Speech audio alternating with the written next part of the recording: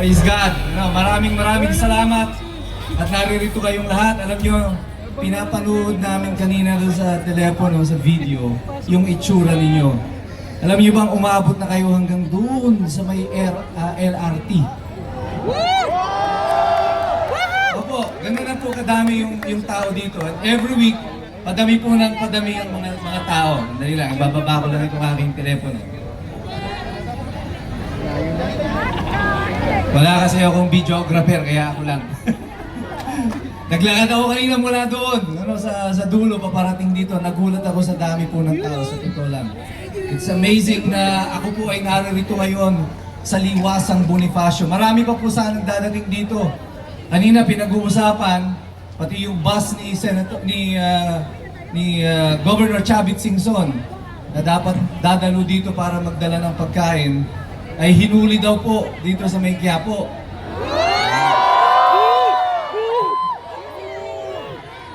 Dati, senador at saka mga congressman lang hinuhuli. Ngayon pati lugaw hinuhuli na. Ganun ka-desperado itong pamahalaan ito. Madalam nyo ba, ang lugar na ito ay makasaysayan, Liwasang Bonifacio.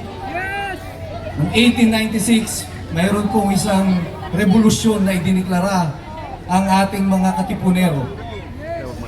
Si Andres Bonifacio, bilang simbolo ng kanyang protesta, pinunit niya ang sedula. At sumigaw siya ng sugod! Ang sabi niya. At ngayong gabi, uulitin natin ang eksena na yan dito sa Liwasang Bonifacio. Kayo ang mga katipunero ngayon sa gabing ito.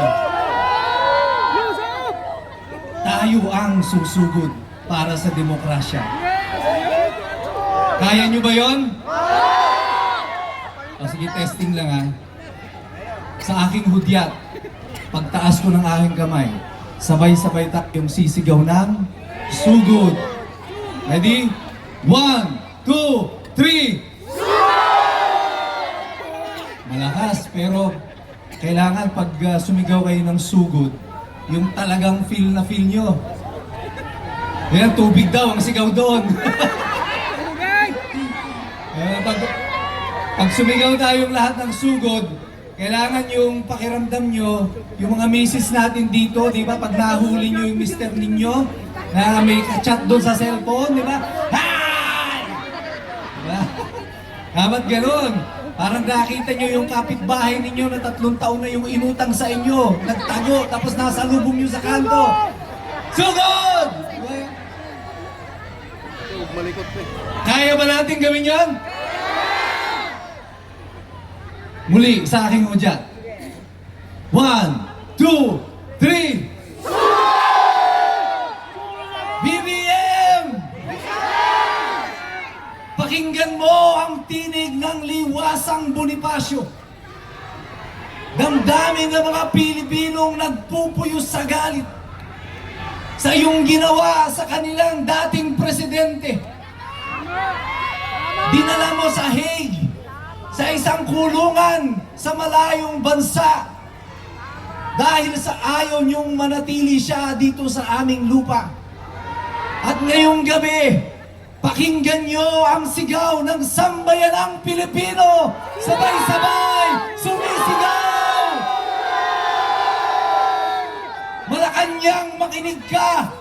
Ito ang tinig ng bayang iyong inapi. Ang aming mga leader iyong isa-isang pinakukulong. Si Senator Marcoleta, si Jinggoy Estrada, si Mike Defensor, si Chavit Singson, sila Odi Mungao, sila Orly Gutesa. Hanggang ngayon nawawala pa ang 18 mga ex-marines na inyong mga patuloy na ginagapi at ginigipit. Naririto sila ngayon sa spirito, bagamat ang kanilang pisikal na katawan na hindi namin kasama. Maaari niyong ikulong ang aming mga katawan, pero kailan hindi niyo makukuha ang aming mga puso, sapagkat ang Liwasang Bonifacio sumisigaw sabay-sabay! Naririnig niyo ba ito, Malacanang? Ito ang totoong sambayanan. Ito ang puso ng Pilipino. Ang nais namin isang matuwid na pamahalaan. Hindi namin kailangan ng ayuda. Ang kailangan namin pamahalaang hindi nagnanakaw.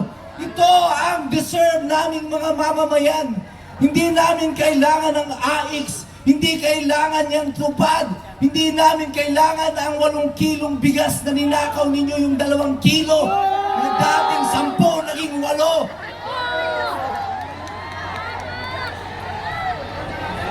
Ang kailangan namin, mga pinunong maglilingkod sa amin. Kasi yan ang dahilan kung bakit kayo naririyan.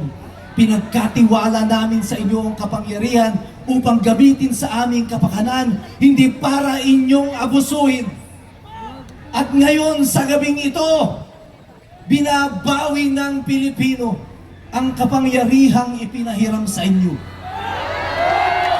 At nagmumula dito sa liwasang Bonifacio, makinig kayo, Malacanang, ang taong bayan, sabay-sabay, sumisigaw!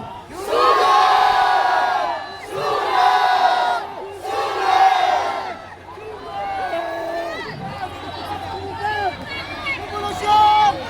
Ang sigaw ng liwasang Bonifacio, Marcos resign! Marcos resign! Marcos resign!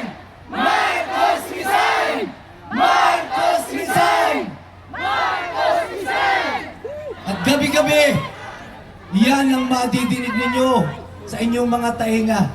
Isang paalaala, ang liwasang Bonifacio sa gabing ito ay paalaala sa mga nag-aabuso ng kapangyarihan. Ang kapangyarihang hawak ninyo ay hindi inyo. Ito ay kapangyarihang ipinahiram namin sa inyo. At eto ngayon ang mga tao na mga pinagnanakawan ninyo. Kami ngayon ay tumatayo, nagre-reklamo. Lahat kami ngayon naandirito, hindi lang para sa aming mga sarili.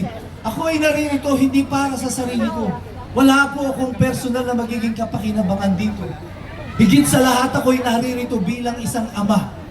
Ayaw kong ang aking mga anak ay mabuhay sa isang lipunan kagaya nito na naghahari ang mga magnanakaw.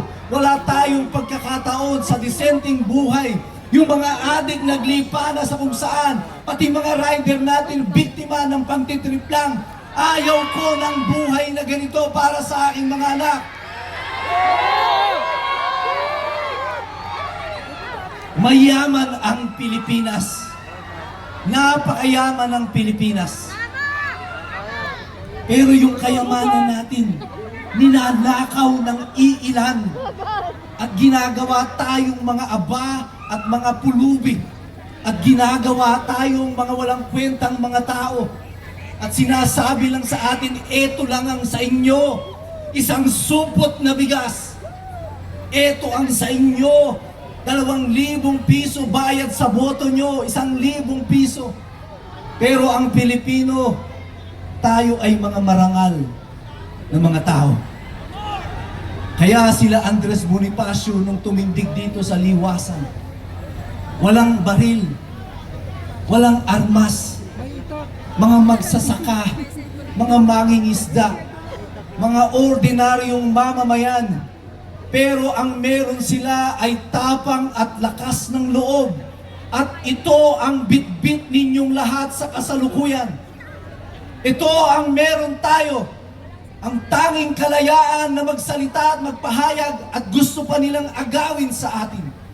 Kaya nakakulong yung ating mga pinuno, hindi dahil sila ay mga korap, kundi dahil sila ay nagsasalita.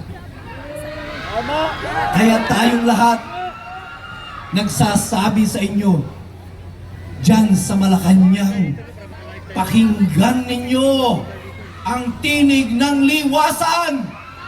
Pakinggan ninyo ang tinig ng sambayanang Pilipino.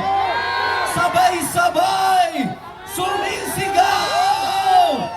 Sunog! Sunog! Sunog! Woo! Yung nangyari sa EDSA nung mga nakaraang linggo, practice pa lang yun.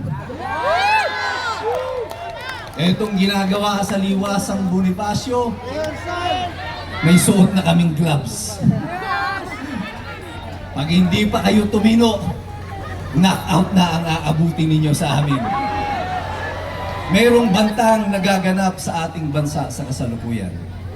Merong bantang nangyayari sa ating bayan. At meron po akong isang awitin na ihahandog sa inyo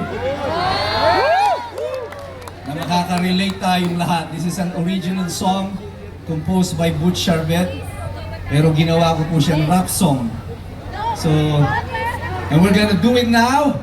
At aawitin natin lahat ito, papakita natin sa buong bayan.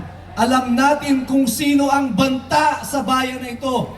At tayong lahat ay tutugon sa banta na ito.